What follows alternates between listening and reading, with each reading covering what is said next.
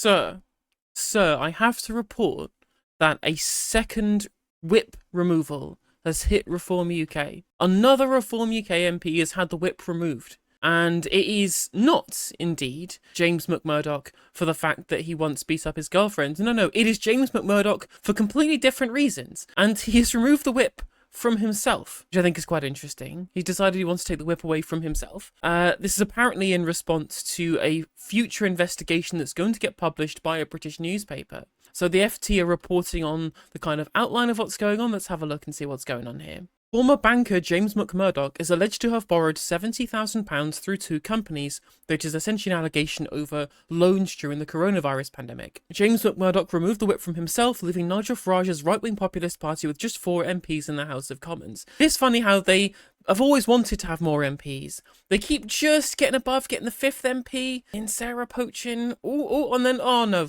we've lost another one, right? They want to sleep very slightly. Oh, then they've lost Rupert Lowe. And now they've lost James McMurdoch as well, which is quite funny to me. Which means they now still have the same number of MPs in the House of Commons as the Green Party do. I wonder if this will lead to a similar amount of coverage between Reform UK and the Green Party. Ha ha ha, I will laugh myself out. On Saturday, the Sunday Times reported allegations that McMurdoch, the MP for South Basildon and East Thurrock and former banker, borrowed tens of thousands of pounds under the government's bounce back loan scheme in 2020 through two companies that he owned. It is so interesting, like, for this supposed party of the working class, we've got James McMurdoch, former banker, we have Rupert Lowe, former banker, we have Nigel Farage, former commodities broker, we have property tycoon, Richard Tice, and then you have Lee Anderson. And Sarah Poachin, just like an ex-Conservative Party member. Like, none of these people are any way related to working class existence in the slightest. Yet for some reason they get treated like the voice of the working class in this country, which is really weird, really, really weird. Anyway, very, very surprising of them. Of a banker, especially not a politician banker, to be potentially inculcated in some less than reputable dealing over money round the back. Okay? What a surprise. I'm totally surprised that a banker and politician might be less than above board. Let's not forget the reform guy in Wales in criminal proceedings for allegedly taking money from Russia. Very true. Very, very true. Sarah Poachin is also privately educated, by the way. What a surprise. She used to work for Shell. Okay, so we've got banker, trader, property, and then we also have petrochemical industry. That is the working class credentials of the Reform Party on full show. At least Lee Anderson's funny as well. Like, Lee Anderson may be a dickhead, but at least he's kind of funny. The rest of them are just kind of grotesque. And he probably gets those plaudits just because he's the closest one to being a normal human being. The rest of them are just weird. Just a bit weird, right? Like Rupert Lowe in his big farm mansion with his collection of guns. He's just a bit of a weird person. So the scheme that paid out James McMurdoch was there to help small and medium-sized businesses borrow from £2,000 up to 25% of their turnover.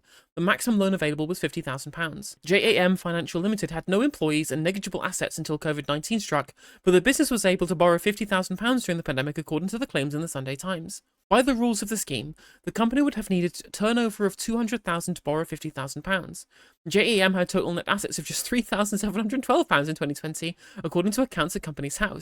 The other company was Gym Life Health and Fitness Limited, which was dormant until January 31st, 2020. Even in 2021, it had net assets of only £3,277. Over the following year, it borrowed £20,000 according to the Sunday Times, which would require a turnover of £80,000 under the bounce back scheme. Wow! What a surprise! Somebody who's essentially had a career based upon making money from nothing wants to be able to use the government to get money for nothing. And it's these same people, these same self-committed Thatcherites, right, who are very happy to take government assistance whilst thinking, as a party specifically, that they want to cut government assistance from the disabled. It's really important. If you're a Reform UK viewer who's watching this, God knows why, because I say nothing but bad things about you, but commendations if you've stuck around this far, right? But one of the biggest agreements between me and the party I belong to, which is the Green Party, and the voter base of Reform UK is thinking that the Labour Party's cuts to disability are bad.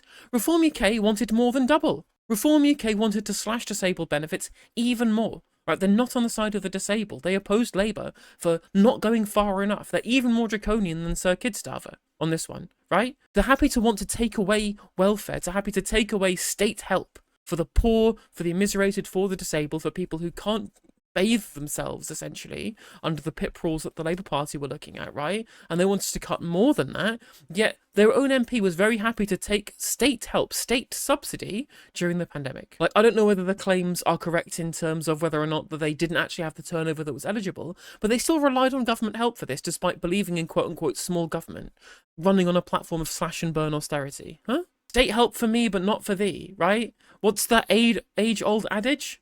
What is considered trashy if you're poor, but considered good if you're rich? Taking money from the state. Reform Chief Whip for 5 people, Lee Anderson, said on Saturday that he had been contacted by McMurdoch before the publication of the claims. The allegations relate to business proprietary during the pandemic and before he became an MP, Anderson said. At Reform UK, we take these matters very seriously, and James has agreed to cooperate in full with any investigation. We will not be commenting further at this point. The Sunday Times said that it had asked McMurdoch for a comment, at which point he warned the reporter to be very, very careful. He added that a technical expert would be needed to explain the matter. McMurdoch repeatedly refused to reveal why he took out the loans, the Sunday Times reported. It's interesting. For someone who wants to comply fully with an investigation, he doesn't want to be able to get his alibi out in the open immediately. That sounds to me like I want to get away on a technicality, rather than I am totally innocent and here is the proof, you know? Now, it is interesting, of course, that the Reform UK brand is a bit tarnished by being unserious, right? You look at the councils where they've been terrible at governing already at time of recording. You also see people such as 18-year-olds in charge of council because people have stood down, people being elected without realising they weren't eligible to be elected and having to have a by-election immediately. You know, there's been plenty of things that have caused Reform UK's brand to seem unserious. So I guess, at least with the reaction to this, instead of just trying to ignore it as being a smear campaign from the mainstream media, right? Doing this whole, we will comply with the investigation, we will suspend the whip and then return it, makes them look more like a normal political party, you know? But that still doesn't take away from the fact that they've had these allegations in the first place. I mean, I don't think these are any different to any kind of Conservative or Labour right MP. These people are all as crooked as each other, you know? But I think Reform UK do seem to have a real knack at picking the bad ones. Maybe they're just the unluckiest political party in Britain, that they just keep picking people who have engaged in at least some amount of alleged impropriety at some point in their recent past, you know? But it won't impact the election outcome, I think. It could do. So I think the grounds with which these kind of misdeeds can affect the outcome of the election is based upon what people think about the Conservative Party in 4 years' time. You know? If, for example, there is a world, potentially, where Kemi Badenoch gets ousted, someone like Robert Jenrick takes over, someone who is happy to tread on Reform UK's feet specifically, and who's not as much of a fucking idiot as Kemi Badenoch is. He's evil, of course, he's very evil, but he's not stupid. So he'd then be able to corral people's support, who would otherwise support Reform UK, behind the Conservative Party by mocking their kind of hard right political positions, whilst looking more like a credible party of government. And you might think of a world where people would be won over who had left the Tories beforehand from their failures in government. I think it's unlikely, but a world like this does exist. And if Reform UK keep having ridiculous cases of being terrible at basic governance, of even local democracy, then there is a route with which that the Conservative Party can claim themselves to be more serious than Reform. I don't think that's necessarily likely 100%. But I wouldn't rule it out. I wouldn't rule it out at all. Yeah, I think that things like the James McMurdoch stuff aren't really going to have as much cut through, right? Like, neither did the Zia Yusuf 2-day U-turn on quitting. Didn't that have any cut through at all? Because most Reform UK voters are politically disengaged enough to not know who James McMurdoch or Zia Yusuf even are, right? But if at your local level you see your council acting like shit because Reform UK are a bunch of morons, then yeah, that's going to have more cut through than the argy-bargy of Westminster, right? McMurdoch previously worked at Barclays Capital, Goldman Sachs and Standard Chartered Bank, according to the Daily Telegraph article published last year. He decided to run for Parliament in May 2024. Literally all of the worst people you could possibly think of, right? Barclays and Goldman Sachs. He can suck on my Goldman Sachs, that's for sure. It's no. If you enjoyed the video, make sure that you like and leave a comment. That helps the video out in the algorithm. If you subscribe and ring the bell, it'll let you know when I go live. I stream every day on YouTube and Twitch. You can also follow all of my socials down in the description. And if you want to support me in a more financial manner, there's a join button for membership. It's just 99p to be a member on YouTube, as well as a Patreon, and there's some merch there as well. And hopefully I'll catch you on the next video. Take care.